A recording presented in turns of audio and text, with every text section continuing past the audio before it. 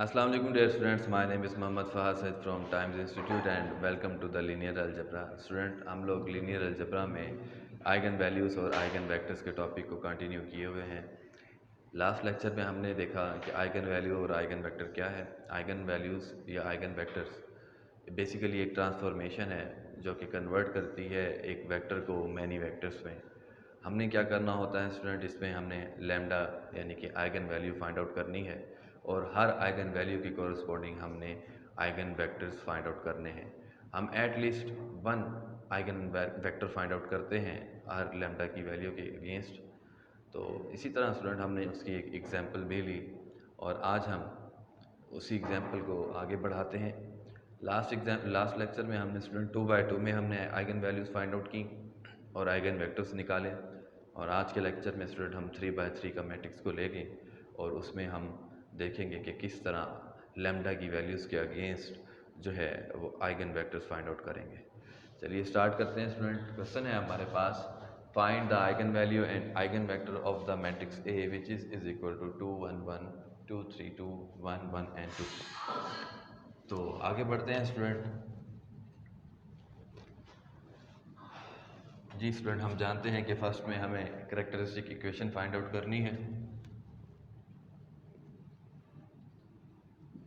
Characteristic equation हमारे पास क्या होगी? Determinant of A minus lambda I is equal to 0। Student values को सब्स्टिट्यूट करते हैं। Determinant same as it is student. A हमारे पास जो मैट्रिक्स है 3/3 का 2 1 1 2 1 1 2 3 2 1 1 एंड 2। लैम्डा स्टूडेंट बेसिकली हमारी एक सपोजिशन वैल्यू है, आइगन वैल्यू है जिसकी वैल्यू हमने फाइंड आउट करनी है। और हम जानते हैं कि आइडेंटिटी मैट्रिक्स ऑर्डर 3 का ही लिया जाएगा बिकॉज आपके पास जो मैट्रिक्स गिवन है वो ऑर्डर 3 में है। और अगर ये 2/2 में होता तो आइडेंटिटी मैट्रिक्स हमारा 2 में होता। Is equal to 0। जी स्टूडेंट, मैं इसको थोड़ा डायरेक्ट लिख रहा हूँ। डिटर्मिनेंट है तो स्टूडेंट ये डिटर्मिनेंट 2 माइनस लैम्डा, ठीक हो गया स्टूडेंट, क्योंकि लैम्डा यहाँ मल्टीप्लाई हो रहा है और बाकी एंट्रीज जो हैं वो सेम एज इट इज़ आएंगी बिकॉज हमारे पास अपर डायगोनल और लोअर डायगोनल 0 है तो something minus 0 is equal to something आएगा। तो ये देखिए 2 1 एंड 1। सिमिलरली ये बनेगा 3 माइनस लैम्डा और ये भी 1 रहा, 1 2 and 2 minus lambda is equal to 0। Clear है स्टूडेंट? नेक्स्ट स्टूडेंट हमें इसको क्या करना है? सिंप्लीफाई करना है, एक्सपेंड करना है प्लस माइनस प्लस के केस में। स्टूडेंट मैं इसका डायरेक्ट आंसर लिखने जा रहा हूँ। Minus lambda minus 1 into lambda square minus 6 lambda plus 5 is equal to 0। Student simplify करने से आपके पास ये आंसर आएगा।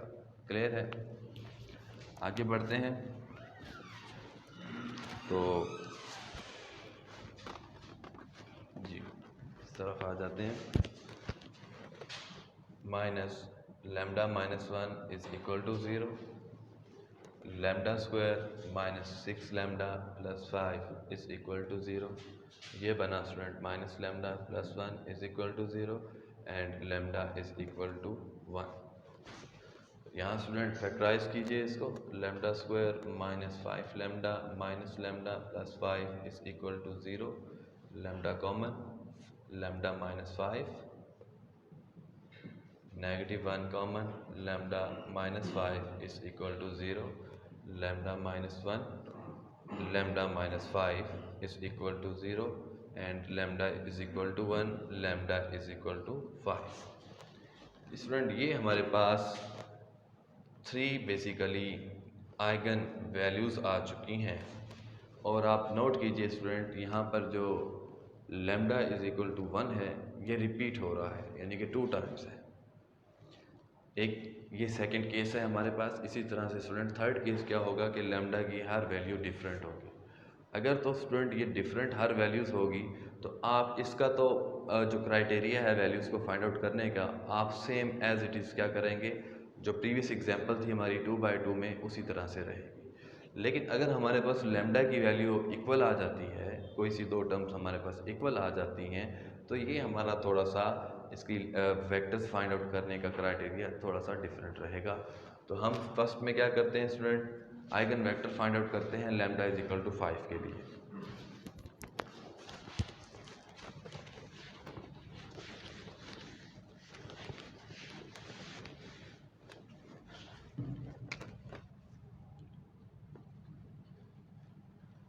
For lambda is equal to 5, जी स्टूडेंट जो हमारे पास इसकी इक्वेशन रहेगी आप जानते हैं क्या होगी, a minus lambda I into x is equal to 0। ये स्टूडेंट हमारे पास जो है वेक्टर इक्वेशन है आइगन वेक्टर फाइंड आउट करने के लिए। तो वैल्यूज स्टूडेंट सब्स्टिट्यूट करते हैं इसमें। देखिए a माइनस लैम्डा स्टूडेंट हमारे पास किसके इक्वल है, 5 के, बिकॉज हम लैम्डा इज इक्वल टू 5 के लिए कर रहे हैं। ये आइडेंटिटी मैट्रिक्स स्टूडेंट, यहाँ मैं इसको x1 का नाम दे रहा हूँ, ठीक है।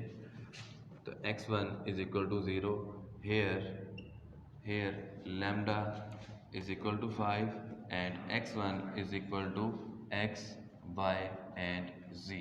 ये स्टूडेंट हमने x1 लेट किया और x1 बेसिकली है क्या, यही हमने फाइंड आउट करना है इन फ्यूचर। ये है वेक्टर आइगन वेक्टर, ठीक हो गया जी स्टूडेंट। वैल्यूज़ को सब्स्टिट्यूट करेंगे आप इसमें। तो देखिए a है हमारे पास 2 1 1 2 3 2 1 1 2 माइनस 5i स्टूडेंट, मैं इसको डायरेक्ट लिख दूँ 5 0 0 0 5 0 0 0 एंड 5, क्लियर है। और ये रहा स्टूडेंट हमारे पास vector x y z is equal to 0।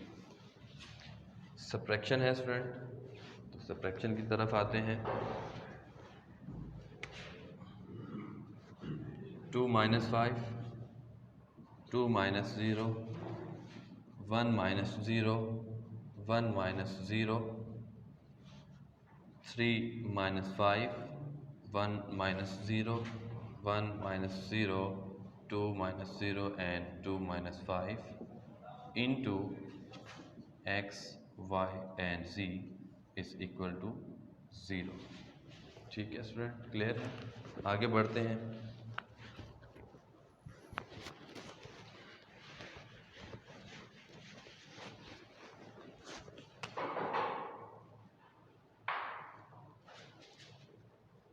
Student हमें मिलेगा -3 1 1 2 -2 2 1 1 and -3 into x y z is equal to 0। Next step student हमारा क्या होगा, इसको आप लीनियर इक्वेशन में रिजोल्व कीजिए, देन हम इसको जाकर सिंप्लीफाई करेंगे। इससे प्रीवियस एग्जांपल में स्टूडेंट हमने रिड्यूस एचेलॉन मेथड से सिस्टम ऑफ लीनियर इक्वेशंस को सॉल्व किया था, लेकिन आज हम थोड़ा हट कर काम करेंगे। इसको इक्वेशन में स्टूडेंट रिजोल्व करते हैं। -3x plus 2y plus z is equal to 0, x minus 2y plus z is equal to 0 and x plus 2y minus 3z is equal to 0. This is the system of linear equation. Student हमारे पास यहाँ पर बहुत से methods हैं इसको solve करने के। आप एलिमिनेशन मेथड यूज़ कर सकते हो, आप एलिमिनेशन यूज़ कर सकते हो, सब्स्टिट्यूशन, एलिमिनेशन, उसके अलावा मैट्रिसेस का जो मेथड था एक्स वाई जी फाइंड आउट करने का, क्रैमर जिसको हमने कहा था, इन्वर्जन हमने कहा था, रिड्यूस एचेलॉन फॉर्म मेथड से आप कर सकते हैं। एक और स्टूडेंट मेथड भी है, उसको कहते हैं cross multiplication method system of linear equations को। तो आज मैं आपको क्रॉस मल्टीप्लिकेशन मेथड भी सिखाऊंगा जो बहुत रेयर है, मोस्टली स्टूडेंट्स ये यूज़ नहीं करते, बट हम यहाँ यूज़ करेंगे बिकॉज ये ट्रिकी है और जो ज़्यादा टाइम है वो हमारा कंज्यूम नहीं होता इस तरह के क्वेश्चंस को फाइंड आउट करने के लिए। देखिए हमने करना क्या है स्टूडेंट, फर्स्ट में आपने यहाँ सेंटर में यहाँ x लिखना है और यहाँ आपने y डालना है, ठीक है। नेक्स्ट आपने क्या करना है,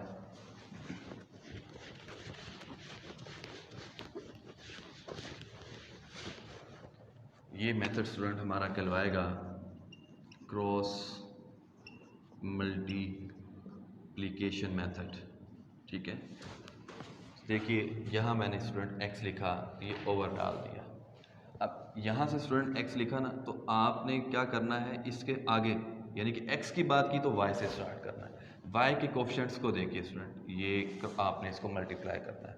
देखिए यहाँ 1 है और इसका कोफिशिएंट क्या है 2, तो 2 1 2, हमने लिखा 2। स्टूडेंट साइन नेगेटिव का डाल देना है और उसके बाद देखिए यहाँ इस तरफ यानी कि आपका ये डायगोनल बना और ये नॉन डायगोनल।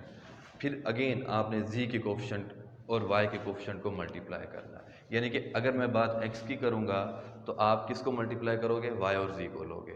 अगर मैं y की बात करूँगा तो आप z और x को लोगे। अगर मैं z की बात करूँगा तो आप x और y को लोगे। ठीक हो गया जी। ये हमारे पास आया स्टूडेंट 2 साइन नेगेटिव का और ये हमारे पास आ गया -2। ठीक हो गया, आगे बढ़ते हैं। y इज़ इक्वल टू, तो y के लिए स्टूडेंट देखिए मैंने कहा जब मैं y की बात करूंगा तो आपने z और x को लेंगे। तो देखिए यहाँ स्टूडेंट कोफिशिएंट हमारे पास क्या है z, हमने पहले किसको मल्टीप्लाई स्टूडेंट यहाँ से किया, इस तरफ से किया। अब ये सपोज करिए ये जो साइड है ये आगे लिखी हुई है, ये इस तरह से है, तो z इंटू एक्स मल्टीप्लाई होगा यानी कि उसका कोफिशिएंट z का 1 है और x का भी 1 है, तो क्या लिखेंगे 1। ठीक हो गया, 1 माइनस और -3 आएगा। ठीक है स्टूडेंट, क्या किया हमने, देखिए लेट्स सपोज ये z है और ये -3z लिखा हुआ है और -3x x और x आपने इस तरह से मल्टीप्लाई करना है।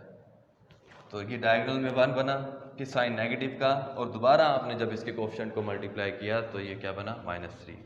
सिमिलरली जब मैं z की बात करूँगा स्टूडेंट तो हमारे पास x और y की बात बनेगी। तो x और y में देखिए तो 6 -2 और यहाँ से स्टूडेंट इसको सिंप्लीफाई करते हैं। x is equal to 4, y is equal to 4 and z is equal to 4 and is equal to k कॉर्ड। ठीक हो गया, ये तमाम के तमाम स्टूडेंट किसके इक्वल हैं, k के इक्वल हैं। इसका मतलब क्या होगा, x बराबर है, y बराबर है, z बराबर है k के। ठीक है, आगे बढ़ते हैं स्टूडेंट। तो ये हमारे पास k आया, तो ये x लेट किया, ये जो k है वो कोई 1 है, तो इसका मतलब क्या होगा, जो x1 आपका है वो जो आइगन वेक्टर निकलेगा जो हमने लेट किया था x y z 1 1 एंड 1।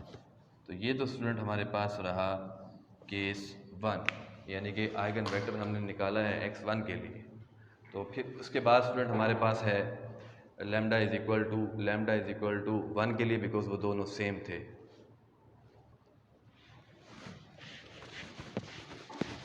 तो स्टूडेंट अब केस 2 स्टार्ट करते हैं, बिकॉज हमारे पास यहाँ 3 केसेस नहीं बनेंगे, आइगन वैल्यूज़ जो हैं वो सिमिलर हैं, तो हम केस 1 और केस 2 को फॉलो कर रहे हैं। तो केस 2 में स्टूडेंट हमने लैम्डा इज़ इक्वल टू 1 के लिए लेना है। ठीक है, अब मैं 2 बार नहीं लिखूँगा, for lambda is equal to 1 के लिए। देखिए स्टूडेंट उसी तरह से हम इक्वेशन बनाएंगे, vector equation a minus lambda I into, अब स्टूडेंट x2 यूज़ करूँगा। ठीक हो गया, x2 इज़ इक्वल टू 0 और a हमारे पास उसी तरह से 2 1 1 2 3 2 1 1 2 माइनस लैम्डा स्टूडेंट हमारे पास 1 है और ये i हमारे पास 1 0 0 0 1 0 0 0 एंड 1, ये हुआ इनटू x2 इज़, यहाँ लिख लेते हैं where lambda is equal to 1 and x2 is equal to x y and z। तो x y z bracket is equal to 0। जी students, 2 minus 1 2 minus 1 1 2 minus 0 2 1 minus 0 1 1 minus 0 also 1 3 minus 1 is 2 1 minus 0 2 sorry 0 1 1 minus 0 1 2 minus 0 is 2 2 minus 1 is 1 and x y and z is equal to 0। Student इसको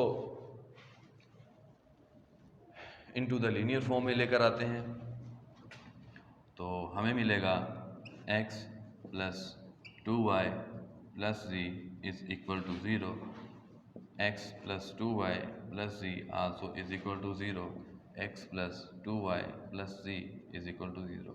student गौर से देखिए, ये equations identical आ चुकी हैं, ये तमाम की तमाम इक्वेशंस एक ही हैं।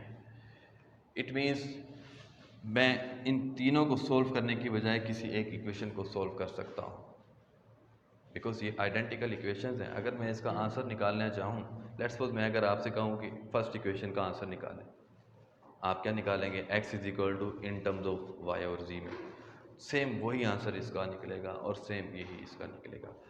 अगर आप ये नहीं करना चाहते तो आप इसको सब्स्टिट्यूशन मेथड से सॉल्व करके देख लें, तब भी वही आंसर होगा। यानी कि ये जो मैं बात बता रहा था ये सब्स्टिट्यूशन मेथड से कर रहा था।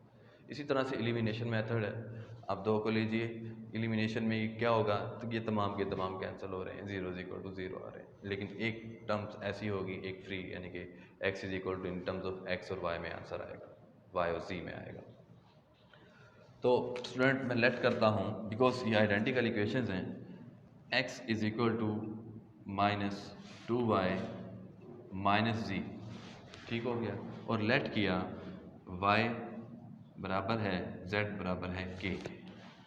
This implies that x is equal to minus 2k and minus k।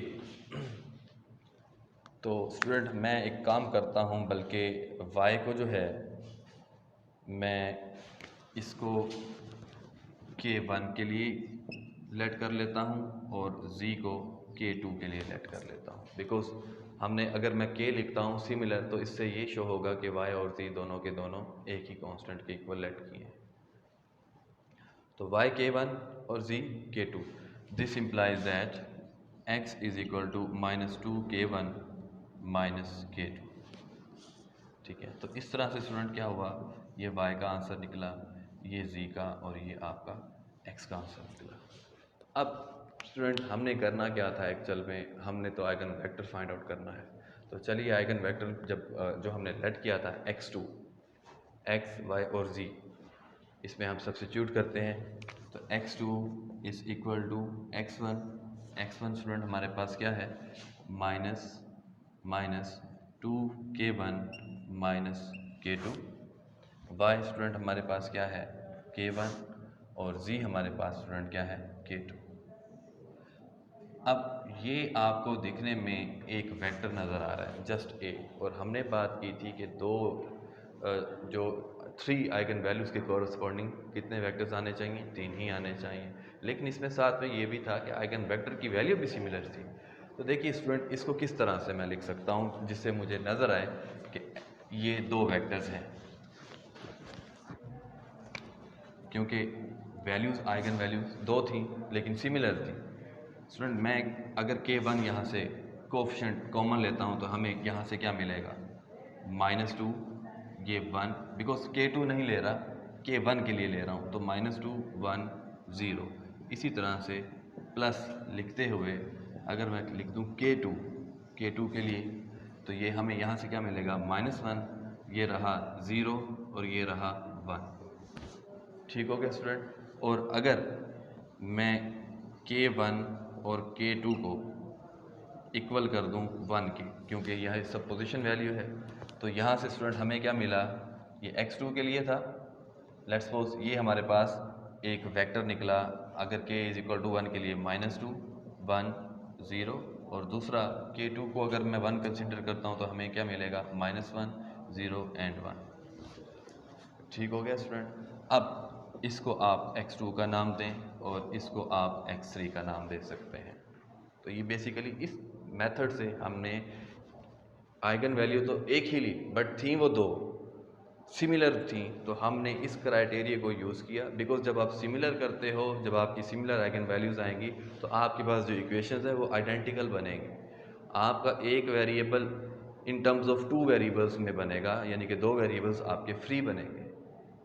तो आप चाहें तो मैंने तो डायरेक्ट सॉल्व किया, यानी कि सब्स्टिट्यूशन मेथड लिया, एक को लिया और दूसरे को। आप इसमें एचिलॉन मेथड लगा सकते हैं, ठीक है, रिड्यूस एचिलॉन मेथड लगा सकते हैं। यानी कि इसमें क्या होगा, आपकी जो नीचे वाली सेकंड और थर्ड रो होगी स्टूडेंट, वो तमाम की तमाम ज़ीरो हो जाएंगी और आपके पास अगेन R1 जो बनेगा, यानी कि जो आपका R1 x प्लस 2y और प्लस y z था, तो R1 आपका यही रह जाएगा 1 2 1 और इज इक्वल टू 0। फिर आप उसको जब ओपन करोगे एक्स वाई जी की फॉर्म में, लीनियर इक्वेशन की फॉर्म में, तो फिर अगेन वो इन टर्म्स ऑफ 2 वेरिएबल्स फ्री होगा y और z में। तो अल्टीमेट आंसर आपको स्टूडेंट यही मिलेगा इसका, ठीक है। और अगर आप यहाँ अब इस फॉर्मेट को अब k की वैल्यूज़ डिफरेंट बढ़ाते जाएं तो यहाँ आपके पास different eigen vectors find out होते जाएंगे, ठीक है स्टूडेंट। और इसके अलावा जो स्टूडेंट थर्ड केस है, आपके पास लैम्डा की वैल्यू तमाम की तमाम डिफरेंट होंगी, लाइक इस तरह से 1 2 3। तो इन सब के लिए तो 3 केसेस ही बनेंगे, ठीक है। और यहाँ स्टूडेंट मैंने x2 का नाम दिया, ठीक है, बिकॉज केस 2 था, मैंने इसलिए इसको x2 लिखा। और फर्दर जाकर मैंने x2 और x3 इसी में से मैंने अलग कर दिए। आप चाहें तो यहाँ पर x2 शो ही ना करें, बिकॉज इसने आगे जाकर 2 डायमेंशन में ओपन हो जाना है। बट हमारे पास केस 2 था, तो केस 2 के पॉइंट ऑफ व्यू से मैंने x2 ही लिखा। तो फर्दर जब मैंने K1 और K2 की वैल्यू को 1 सब्स्टिट्यूट किया तो उसमें मुझे जो आइगन वेक्टर्स मिले, मैंने दोबारा उसकी रीनेमिंग की। क्लियर है स्टूडेंट? उम्मीद है स्टूडेंट आज का लेक्चर आपको समझ में आया होगा और इंशाल्लाह नेक्स्ट लेक्चर में एक न्यू टॉपिक पर मुलाकात होगी। इजाज़त दीजिए, अल्लाह हाफिज़।